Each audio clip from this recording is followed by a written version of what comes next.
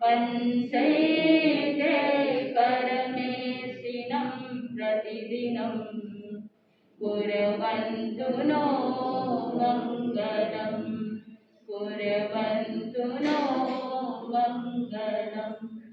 राजवेश के विजेता मोक्ष मार्ग के प्रतिपादक चरण तीर्थंकर श्रवण भगवान महावीर स्वामी के चरणों में कोटि कोटि वंदन करते हुए एक भवावतारी चर्चा चक्रवर्ती भीष्म प्रतिज्ञाधारी अखंड बाल ब्रह्मचारी आचार्य सम्राट पूज्य श्री जयमल जी महाराज साहब के चरणों में कोटि कोटि वंदन करते हुए उन्हीं के 11वें पटेधर आचार्य सम्राट पूज्य श्री सुखचंद्र जी महाराज साहब के चरणों में कोटि कोटि वंदन।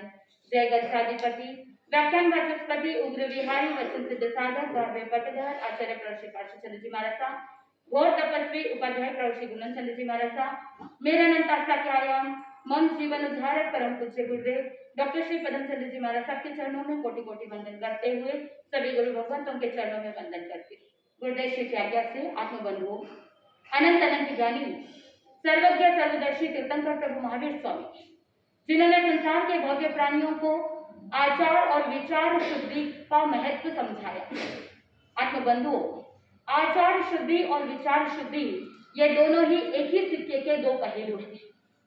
ज्ञानी जन फरमाते हैं कि आचार से विचार और विचार से आचार की शुद्धि हो जाती है, लेकिन अगर आचार और विचार की शुद्धि नहीं करता है तो व्यक्ति क्या कर सकता है? बाह्य रूप से शुद्ध बन सकता है लेकिन वो भीतर से शुद्धता की प्राप्ति नहीं कर पाता है। इसीलिए ज्ञानी जन ने कहा कि आचार भी शुद्ध होना है और विचार भी शुद्ध होना है। बहुत बार आप आचार शुद्धि के लिए बहुत ध्यान देते हैं लेकिन विचार शुद्धि के लिए ध्यान नहीं देते और अनेकों बार विचार शुद्धि के प्रति ध्यान देते हैं और आचार शुद्धि का ध्यान नहीं देते। दोनों एक दूसरे के परिपूरक है, एक तरफ द्रव्य क्रियाएं हैं और दूसरी तरफ भाव है। कुछ लोगों का मंतव्य ऐसा होता है कि हमारे भाव शुद्ध है तो द्रव्य क्रियाओं की आवश्यकता क्या है? मुपट्टी बांध करके व्रत प्रत्याख्यान लेकर के सामायिक को विधि सहित पालन करने की क्या आवश्यकता है? कुछ लोग तर्क करते हैं कि हमारे भाव शुद्ध है, हम शुद्ध भावों के साथ सुन रहे हैं। आपको बंधुओं एक उदाहरण आता है कि जहां पर अगर कोई व्यक्ति जो किसी प्रकार का व्यसन नहीं करता, किसी प्रकार का शराब नहीं करता, किसी प्रकार का नशा नहीं करता, लेकिन अगर वो फ्रूट जूस लेकर के शराब की दुकान के सामने बैठा रहे तो लोग क्या सोचते हैं? लोगों को नहीं पता कि वो फ्रूट जूस पी रहा है। कहां पर बैठा है? शराब के दुकान के आगे बैठा है, यानी द्रव्य शुद्धि नहीं है। क्योंकि द्रव्य शुद्धि नहीं है, लेकिन आप कहोगे मेरे भाव तो शुद्ध थे, मैं व्यसन नहीं करता, मैं नशा नहीं करता, मैं शराब नहीं पीता। क्या ये औचित्य रहेगा? क्या ये उचित है? नहीं है। इसीलिए अगमकार ने कहा कि द्रव्य शुद्धि भी बहुत महत्वपूर्ण है। आप सोचते हो कि मेरे केवल भाव शुद्ध है, लेकिन आत्मबंधुओं केवल भाव शुद्ध होने से काम नहीं बनेगा, केवल विचार शुद्ध होने से काम नहीं बनेगा। आपका आचरण पक्ष भी क्या होना चाहिए? शुद्ध होना चाहिए। और आचरण पक्ष की आधारशिला है विवेक। जहां पर विनय है, जहां पर विवेक है, वहां पर आचार और विचार की शुद्धि की प्राप्ति हो सकती है। पूज्य गुरुदेव डॉक्टर श्री पदम चंद्र जी महाराज साहब अनेकों बार कहते हैं कि आचार और विचार की शुद्धि के लिए, विनय और विवेक का प्रादुर्भाव प्राप्त करने के लिए, धर्म को भीतर से प्रकट करने के लिए साधक को चिंतन करना चाहिए कि जो आश्रम के द्वार है उन आश्रम के द्वारों को क्या करना? रोक देना। आश्रमों का निरोध करना बहुत महत्वपूर्ण है। निर्जरा के हेतु तो बाद में चाहिए, लेकिन आज पूरी दुनिया निर्जरा के हेतुओं के पीछे लगी है। अलग अलग प्रकार के जितने भी धर्म मत है, सभी ने अलग अलग प्रकार के निर्जरा के हेतुओं को धारण कर लिया। किसी ने सेवा को महत्व दे दिया, किसी ने काय क्लेश को महत्व दे दिया, तो किसी ने किसी प्रकार के भेद का महत्व दे दिया। कोई मेडिटेशन को इंपॉर्टेंस देता है। 12 प्रकार के निर्जरा के भेदों में अलग अलग मतों ने अलग अलग धारणाएं बना ली और एक एक ने एक एक हेतु को पकड़ लिया। आत्मबंधु आपके घर के मकान की खिड़कियां दरवाजे सब खुले हैं, जोर की जब आंधी आती है उस समय आप क्या करेंगे? जो घर के अंदर धूल मिट्टी आ गई है उस कचरे को पहले साफ करोगे या पहले दरवाजा खिड़की बंद करोगे? क्या करेंगे? दरवाजा खिड़की बंद करोगे ताकि नई धूल मिट्टी नहीं आए। जो आ चुका है उसे तो बाद में क्लीन कर लेंगे, लेकिन सबसे पहले क्या करेंगे? जो नई मिट्टी नई धूल आने वाली है उसे रोकने का प्रयास करेंगे।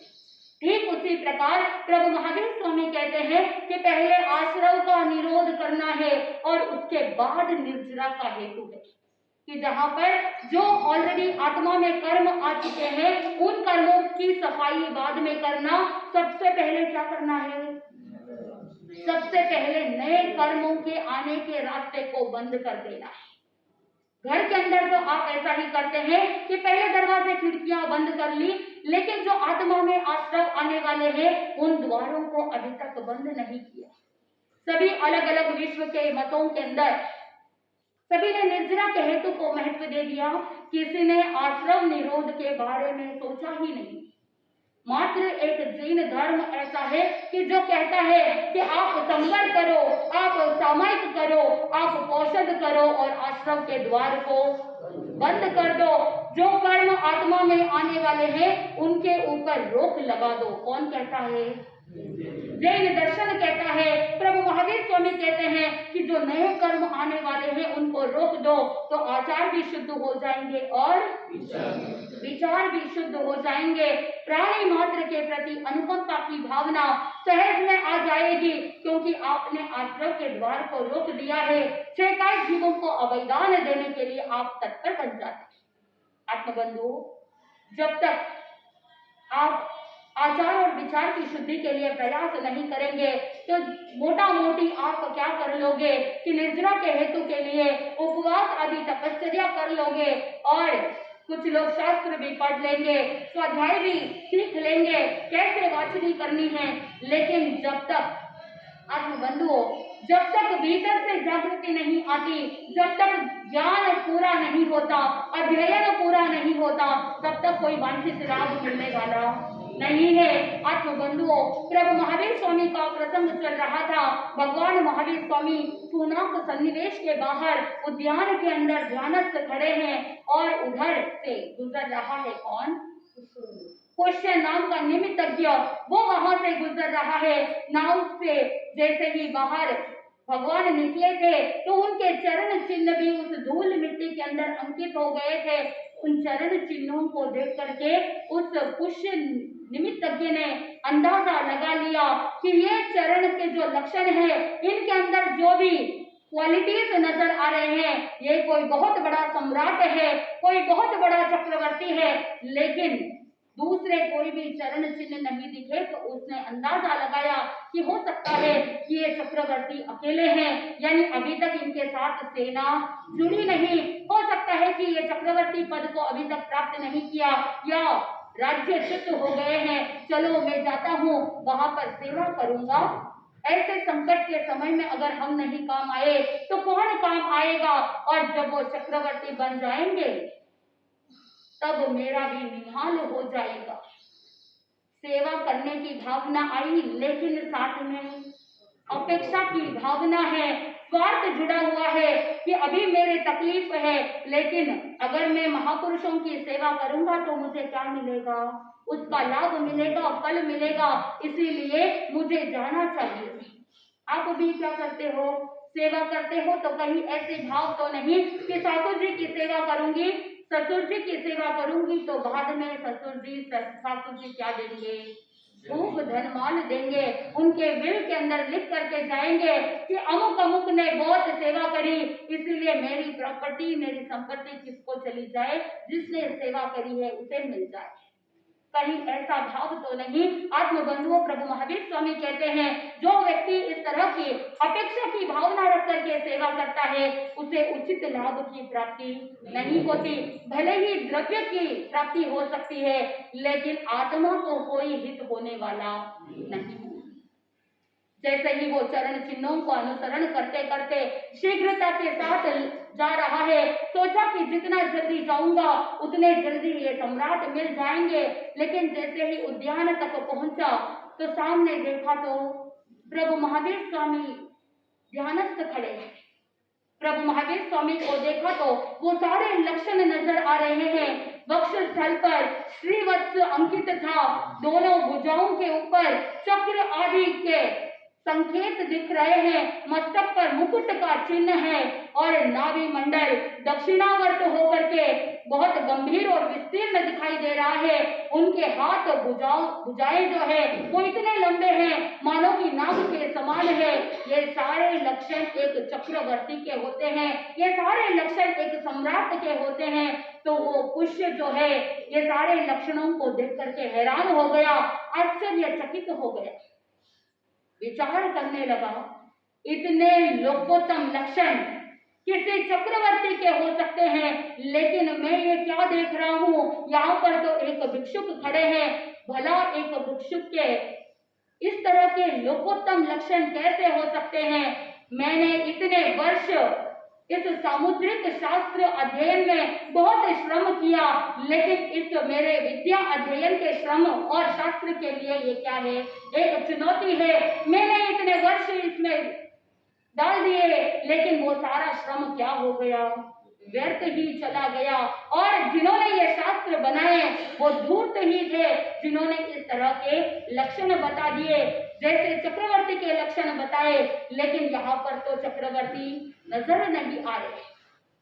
बहुत उदास हो गया और उसी व्यथा के साथ वो अपने सारे शास्त्रों को हाथ में लेता है और गंगा नदी में प्रवाहित करने के लिए तैयारी करता है। उतने में देवेंद्र का उपयोग लगा।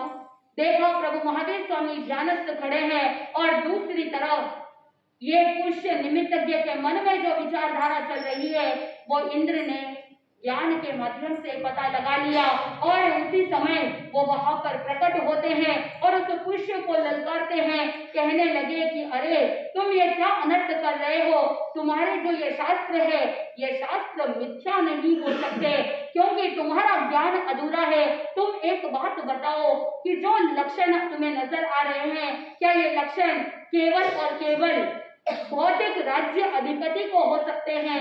क्या ये सारे लोकोत्तम लक्षण धर्म और राज्याधिपति धर्म चक्रवर्ती के नहीं हो सकते हैं क्या?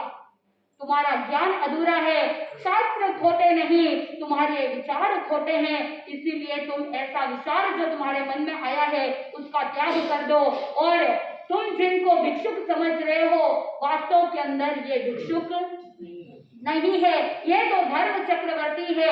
चक्रवर्ती से भी ऊपर नरेंद्र देवेंद्र आदि सभी देव भी इनके सामने क्या है, नगण्य है, गिनती में नहीं आते। देवता भी इनकी सेवा में नतमस्तक होते हैं, देवता भी इनकी पूजा अर्चना करते हैं, देवता भी इनको वंदन करते हैं। ये सभी समस्त लोक के जितने भी जीव है सभी के लिए वंदनीय और पूजनीय है।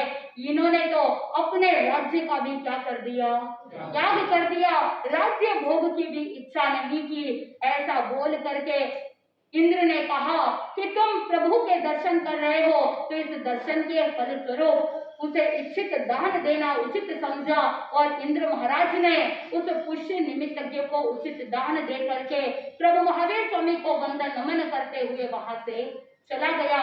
इधर पुष्य भी प्रभु को वंदन करके वहां से चला जाता है।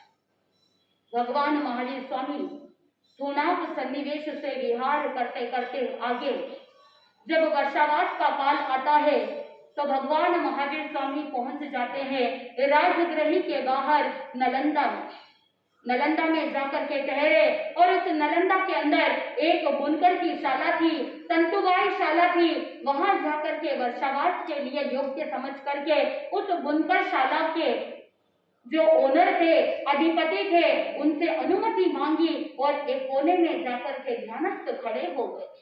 आत्मबंधुओं, मंक जाति का मंखली और वो मंखली अपने पास जो चित्र फलक होते थे उन्हें लोगों को दिखाता और उन्हें बेच करके जो धन मिलता था या जो भिक्षा मिलती थी उससे अपना निर्वाह करता। एक दिन एक बार वो मंथली अपनी गर्भवती पत्नी भद्रा, उस भद्रा को लेकर के सरवण गांव में जाता है। उस सरवण गांव के अंदर एक गो बहुल नाम का ब्राह्मण था। वो बहुत ही बुद्धिमान और धनवान भी था। उसकी एक गौशाला थी और उस गौशाला के अंदर ही ये मंथली और भद्रा दोनों वहां पर रहते हैं एक कोने के अंदर। और कालांतर के अंदर भद्रा एक पुत्र को जन्म देती है। क्योंकि गौशाला के अंदर जन्म हुआ तो उस पुत्र का नाम रख दिया गौशाला।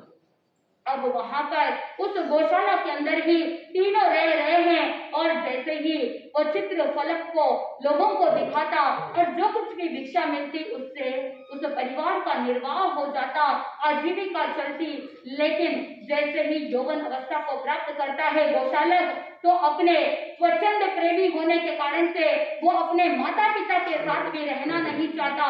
इसलिए वो चित्र फलकों को उठाता है और वो स्वयं अकेले अलग से चित्र फलक बेचते हुए, चित्र फलक को दिखाते हुए अपनी आजीविका को आगे बढ़ाता है। और ऐसे ही चित्र फलक को लेकर के आगे चलते चलते वो भी इसी नालंदा में बुनकरशाला में आता है।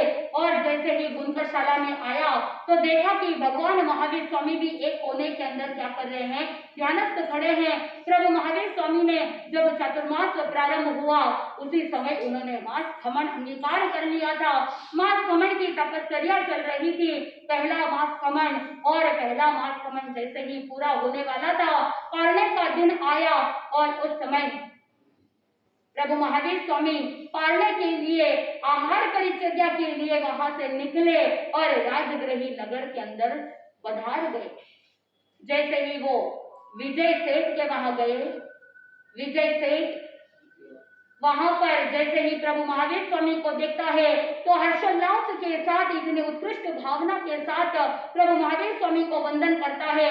और वो अपने आप को धन्य समझता है, अहो भाग्य समझता है कि आज उसके आंगन में प्रभु पधारे हैं। और उत्कृष्ट भावना से आहार के लिए, पानी के लिए प्रभु से याचना करता है कि भगवान आज मुझे आहार पानी का प्रतिलाभ दीजिए। और खूब उत्कृष्ट भावना के साथ प्रभु महावीर स्वामी को आहार भिड़ाया।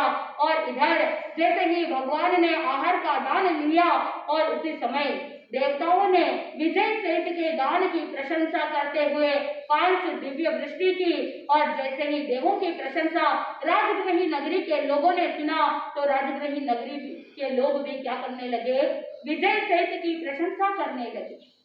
आत्मबंधुओं, 5 दिव्य वृष्टि हुई, रत्न आदि की वृष्टि हुई और लोगों ने प्रशंसा भी की।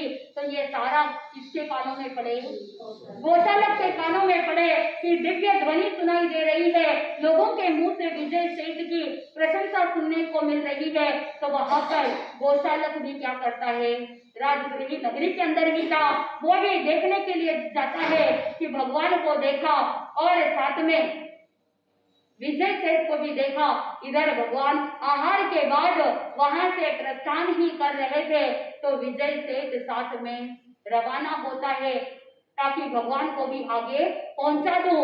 वहां पर ज्ञानी जन कहते हैं कि विजय सेठ के मन में इतनी उत्कृष्ट भावना थी कि प्रतिलाभ देने से पहले, प्रतिलाभ देते समय और उसके बाद भी इतने उत्कृष्ट परिणाम थे कि उस विजय सेठ ने देवायु का कर्म बांध लिया, आयुष्य भी शुभ बांध दिया और उसके साथ ही अपने संसार को भी सीमित कर दिया। आत्मबंधुओं, जैसे ही गौशालक ने देखा कि भगवान महावीर स्वामी आगे आगे जा रहे हैं और रत्न आदि की वृष्टि भी हुई है और विजय सेठ पीछे पीछे जा रहा है, तो उसके मन में विचार आया कि ये बहुत बड़े महात्मा है, बहुत शक्तिशाली है और मुझे तो अगर इनके साथ जाऊंगा तो मैं भी एक दिन महात्मा बन जाऊंगा।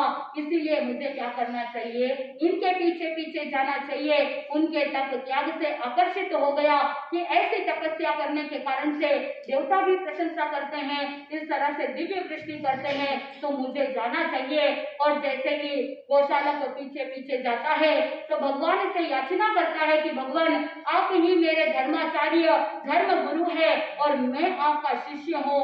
लेकिन भगवान महावीर स्वामी इस बात को सुनते हैं, लेकिन गौशाला को स्वीकार नहीं करते और वो वहीं पर मौन हो जाते हैं और वहां से चल करके उस बुनकरशाला में पुनः पहुंच करके वापस दूसरा मास खमन प्रारंभ कर देते हैं। अब आगे से आगे कैसे भगवान महावीर स्वामी मास खमन की तपस्या करते हैं।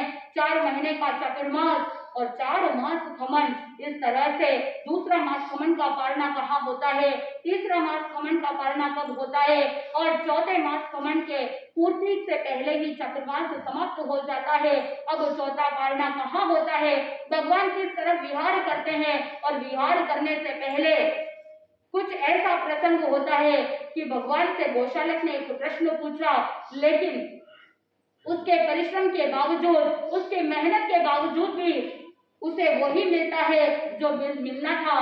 तो उस समय उसके मन में बात बैठ जाती है और वहीं से उसके मन में नियतिवाद की धारणा बैठ जाती है, वहीं से नियतिवाद चालू होता है। तो ऐसे गोशालक किस तरह से आगे प्रभु के पीछे पीछे जाता है और कालांतर के अंदर आखिर में भगवान महावीर स्वामी जब दूसरी बार, तीसरी बार, चौथी बार भगवान सुनते हैं गौशालक की बात, लेकिन लोगों को लगता है कि भगवान ने गौशालक को अपने शिष्य के रूप में स्वीकार कर लिया, लेकिन भगवान महावीर स्वामी ने एक्चुअल में स्वीकार नहीं किया था। भगवान ने सिर्फ उनकी बात सुनी थी, लेकिन टीकाकारों ने क्या समझ लिया कि भगवान ने स्वीकार कर लिया। तो आगे क्या प्रसंग बनता है, आगे कैसे नियतिवाद की धारणा उसके मन में बैठ जाती है और वो ये सोचता है कि मेरे भाग्य में जो लिखा है वो ही होने वाला है, तो फिर पुरुषार्थ करने का कोई मतलब नहीं है। वो नियतिवादी बन जाता है, भाग्यवादी बन जाता है। तो आपको भी चिंतन करना है कि आप भगवान महावीर स्वामी के अनुयायी है या गौशालक के अनुयायी है। अगर आप भाग्यवादी बने बैठे हैं तो आप क्या बन जाते हो, अरे बोल तो दीजिए। अगर भाग्यवादी बन करके बैठे रहोगे कि मेरे भाग्य में लिखा होगा तो मेरा हो जाएगा कल्याण, तो फिर क्या बन जाएंगे, गौशालक के अनुयायी बन जाएंगे, उसकी धारणा के अनुसार चलने वाले हो जाएंगे। लेकिन भगवान महावीर स्वामी का तो पुरुषार्थवाद का सिद्धांत है। भगवान ने यही कहा कि आप अपने पुरुषार्थ को जारी रखो और जैसे जैसे पुरुषार्थ करते जाओगे आपका वर्तमान भी सुधर जाएगा और वर्तमान सुधरेगा तो भविष्य भी सुधर जाएगा। तो पुरुषार्थ के लिए भगवान ने हमेशा उपदेश दिया है। तो ऐसे आगे कैसे चतुर्मास होता है, दूसरे चतुर्मास के बाद प्रभु महावीर स्वामी का विहार किस तरफ होता है, तीसरा वर्षावास कहाँ कैसे होता है, जैसे जैसे हम सुनेंगे हमारे भीतर से भी धर्म को प्रकट करने का प्रादुर्भाव जागृत होगा।